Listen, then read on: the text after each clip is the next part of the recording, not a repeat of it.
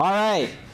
Listen, we're talking use cases, okay? Real money, not speculative crypto stuff, okay? We're talking about actual products.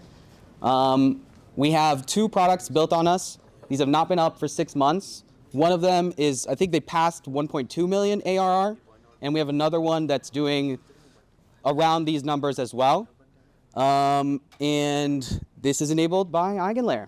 Crazy, right? You guys been waiting to hear about this? It's enabled by EigenLayer. It's enabled by MPC. It's enabled by zk. I'm not going to go into a technical explanation for all of these. So if you're expecting that, you're not going to get it. But you are going to get a rundown of how we do this using EigenLayer. Okay, so first of all, let's start with TLS, okay? If you guys are building stuff, doing your homework, doing all sorts of builds, maybe sometimes you see this like TLS errors, okay? TLS is the underlying protocol of the internet. It was designed by corporations, and every single website, server, API implements it, okay? Now, what does TLS do? TLS gives corporations plausible deniability, okay? So anything that happens in a session between you and Google is not provable. So if you search, how do I give CPR instructions, and then somebody dies because Google gave you the wrong instructions, you can't sue Google. They're not held liable for that. You actually can't even prove it cryptographically that they even sent you that response, okay? I'm encouraging questions, okay? I'm encouraging you guys to raise your hands and ask me questions during this presentation, so feel free to raise your hand, all right? Now, the way this works, basically, is through a non-technical explanation, okay? You go to Google, and basically there's like a room, all right, that opens between you and Google. And you have the key, and Google has the key. It's the same key, all right? There's a door to the room. You can open that door, put stuff in, and lock it. Google can come in, unlock that door, take the message out, and read it, okay? Now, the reason why there is the plausible deniability is because the TLS protocol assumes that you and Google are the only ones with the key, and it's the same key, okay? We're going to break that down. So, any messages before I move on? Don't be shy. I won't give you zins. Okay. So let's look at the honest case, okay? And we're going to look at how we actually cannot differentiate between the honest case and the malicious case in this example, okay? And I will say now, if anybody has an idea, I'm going to wait before the slide where I introduce the solution to this. If anybody has an idea on how to solve this, I'll give you extra zins. Maybe even something more, okay? So in the honest case, right, you open the room with Google, right? Google, you ask it how to do CPR, or maybe where is Paris, okay? Now, Google will unlock that room for you, right? They're going to put that message in, Paris is in France, Paris is in France, right? And then they're going to lock the room. You're going to come along with your key. You're going to unlock that room, and then you're going to get the data, okay? Now, that's like the user case, okay? How about if I want to show somebody else that the response that Google gave, right? So I can bring somebody along to that room, right? I can unlock it, and I can show them that message. They can go in, they can read the message, but how do they know that Google put the message in and not me, right? Because I have the key. So let's look at the malicious case, right? The user generates a room with Google. There is the room. Google has the key. You have the key as well. This is a malicious user on the right side. Now, the malicious user will actually put in a message that Google didn't send, right? So we will put in Paris is located in Austria, right? Why can they do that? Because they also have the key. Now they put it in that room, they lock it, they bring somebody in, somebody else, an observer, right? They unlock the room. The observer, if they're ignorant, is not going to be able to tell whether Google or the user put it in. They cannot be convinced that that data is authentic because they don't know whether Google put it in or not. Questions? Damn, sounds, oh yes, thank you. Where do certificates play into this? Certificates are that key, right? So without going too deep into it, right? When you go to Google, you know whether that key is generated by Google or not. You can go and receive as many keys as you want. You can open as many rooms as you want with Google, and you can cryptographically prove that you've opened the room, but you cannot prove what happened within it. Does that make sense? Okay. The public, basically Google will, they have like a master public key, and they sign on other public keys for each one of these rooms, for each one of these sessions. That's what you're familiar with, the SSL certificate process, yes. Still.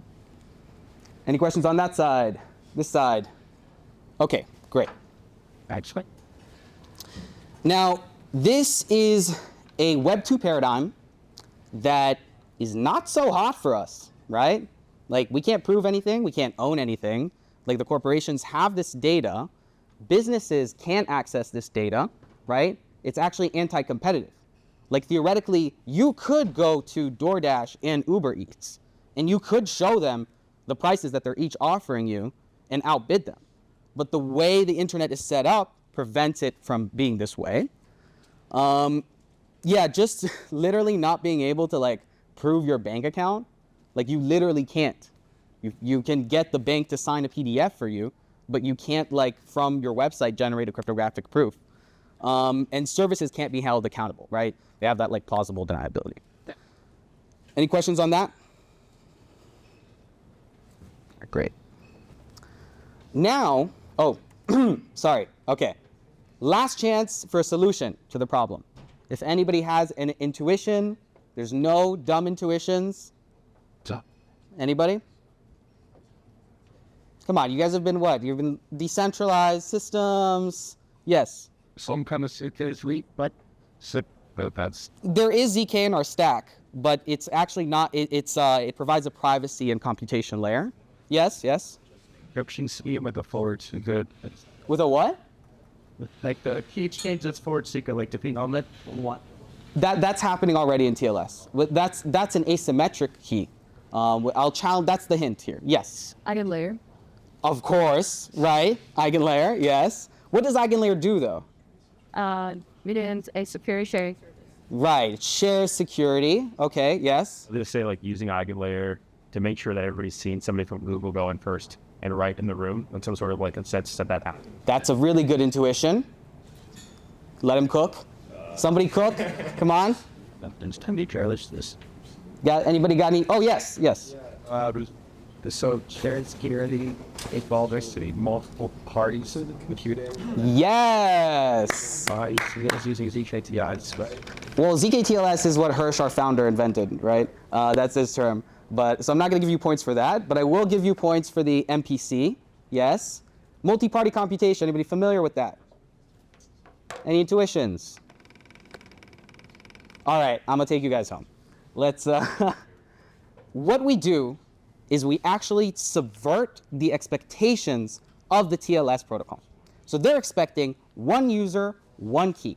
Nah, we are not doing that. Okay? We are having the Opacity AVS share that key with the user. Can anybody tell me why that enhances security or why that provides verifiability? Well, I made a slide about it, so we'll talk about it now. Okay, so in this case, right, Google has the full key, okay?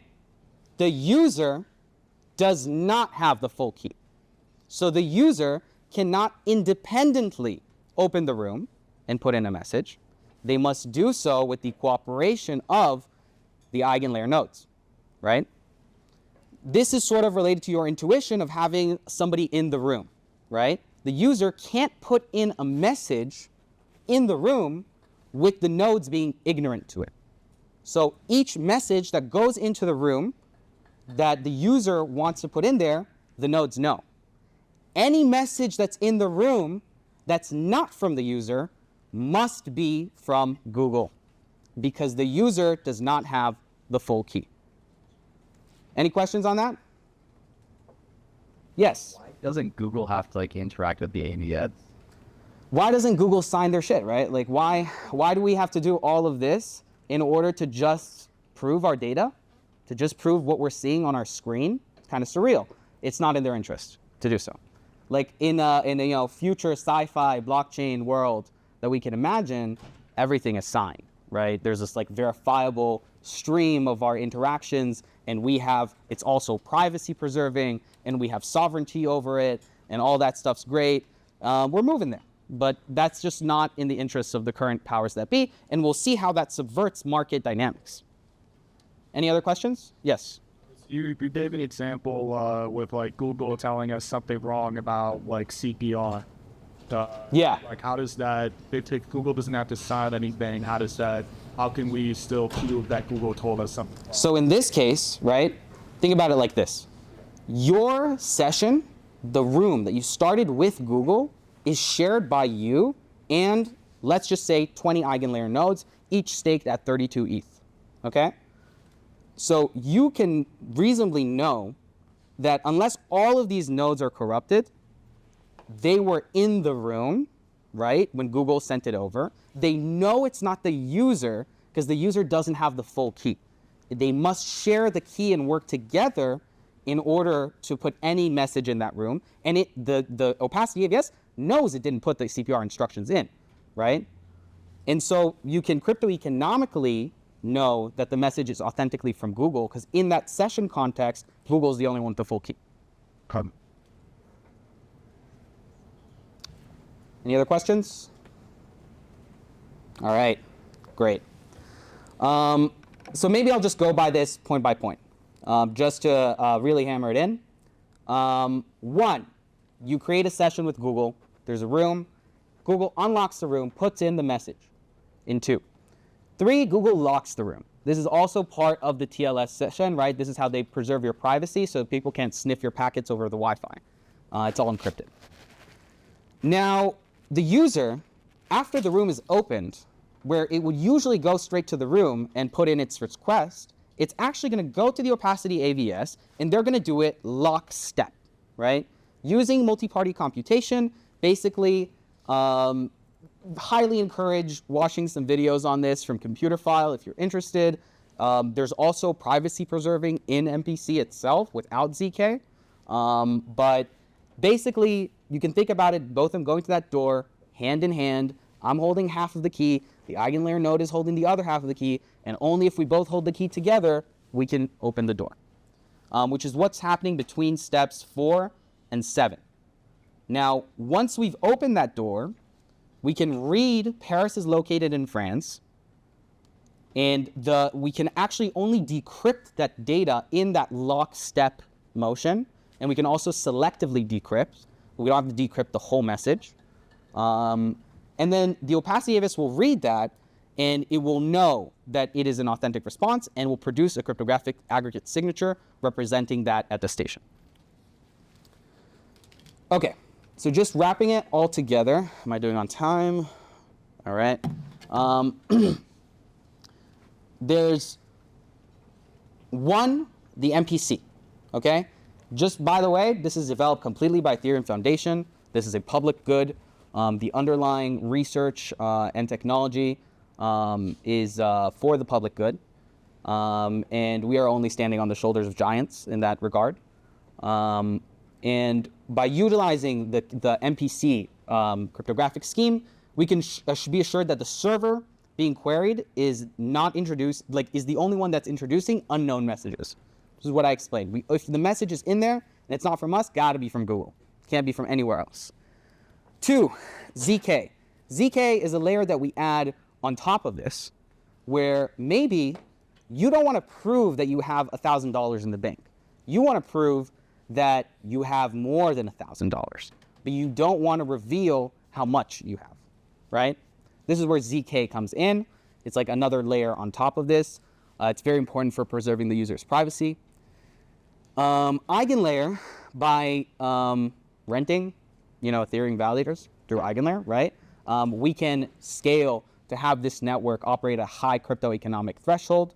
And so we can potentially, if we need to secure Polymarket we could using this technology. If you wanted to settle a polymarket market by MPC-TLS and not by like UMA, which I'm a little read up on that design. But yeah, that's something you could do.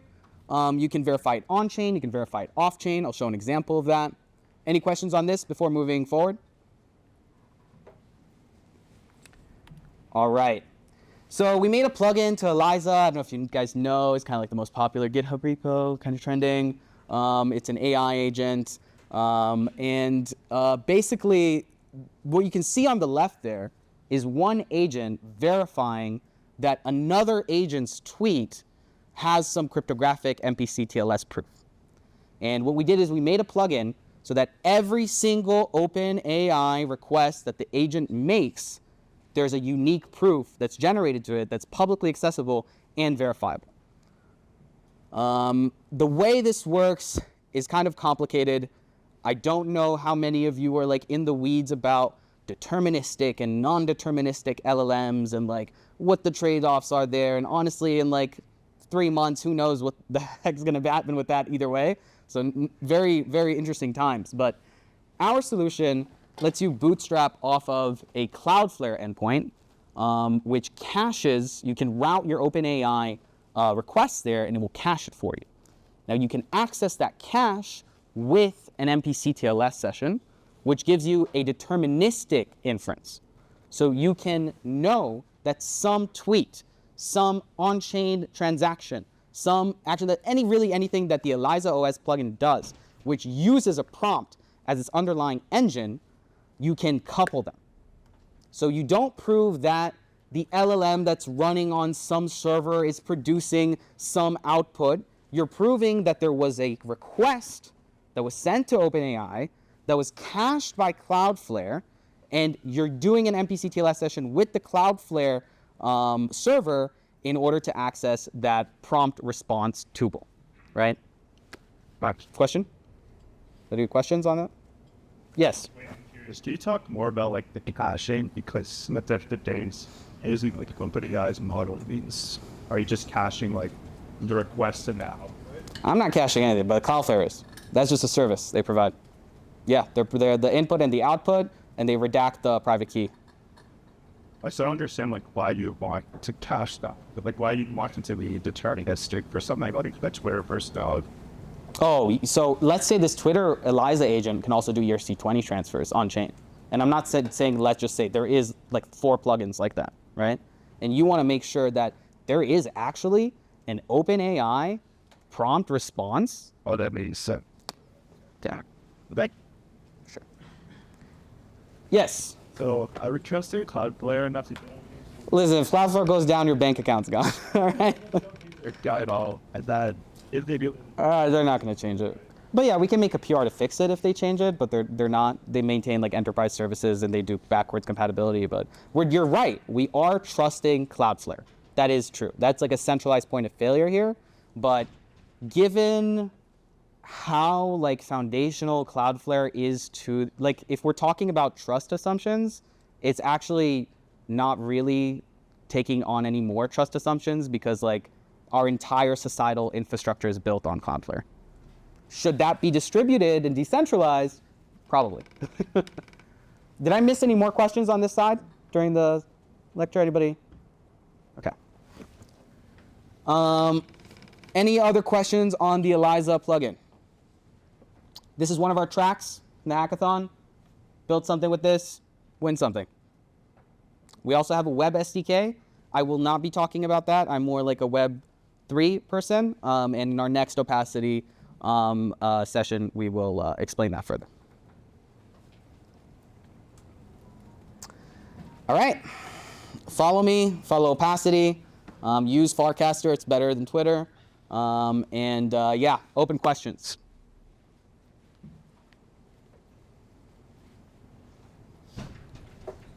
Yes. So, from my understanding, most attributes has like very wide scope use. Like it would have to be leveraged with most things you got the type. Is that fairly accurate, or would you say it's use case to English? I would say anywhere you have users in a market dynamic, not being able to have sovereignty over it and leverage it, that's where it's useful. Yeah. I mean, it's also useful for like journalism. Like if you want to prove a private source, we have on our Twitter like NPC TLS ideas, just like threads of them. It's kind of hard to tell. We didn't anticipate these use cases. Like we had our suspicions, but there's a lot of applications. Yeah. Just to go a bit maybe about the use cases that we talked about. So Earnify, I don't know if you're familiar with payday loaning. You can loan against your paycheck. That's a 30-day risk, right, for the lender. By proving the founder of Earnify went to Cheesecake Factory, got a job, got access to the HR system, figured out how to do NPC TLS proofs against the HR system, and now it lets workers like prove their working days on a daily cycle instead of a 30-day cycle, and they can get lower rates for their loans. And Daisy lets TikTok creators prove that they have contributed to some sound or brand going viral, also using NPC TLS. Yeah. This is actually implemented in the Cheesecake Factory, like restaurant Opacity. We don't need it to be part of the POS system. We just need the web endpoint. That's it. Yeah. That's what's great. If we had to have all the like companies adopt something in order to do this, it would never happen. We have to subvert the dynamic, like the TLS itself. Yeah. Yeah. So like the cheesecake factory, how's that not like a security risk that like anyone can just like access if someone like works there and like on the towers and stuff? No, it's not anyone. The user has to do it. The user has to, share their key. And they can protect their key from the nodes. Due to how MPC works, like you can think about it like nobody knows the full key. You're sharing bits of it. Yeah. Well, why is this better for something like MTLS? And brings like the users are actually going to be like verifying themselves to the server as well, rather than just verifying the place all it's actually. I believe that the server has to decide to adopt that, right? He said people server does do this. Like, doesn't have to decide to adopt that? If it does, then that's the problem. If the server, because like, if I could go to any company in the world and be like, hey, install this thing on your server that makes, I would have them sign the data, right? I would have them make an EVM compatible signature on every response and be done with it, right? you can drop that like, so you don't have to change anything existing infra, we just add this. Yeah, and even more than that, it's that they don't want to change their infra. And the consumer should be able to like own their data and leverage it in the market, but they're not able to. Got 2 more minutes. Questions? No. Yeah. How easy is it to like build like something like that, like Cheesecake Factory, if I were to do it like during this hackathon? Let's just say that reverse engineering has recently gotten a lot more accessible due to LLMs.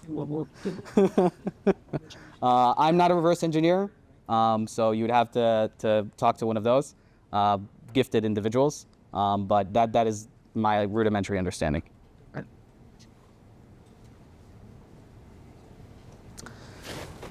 All right, I'm gonna call it here. Do we have the Zins here, Doofy? All right, he's got the Zins, if anybody wants the Zins.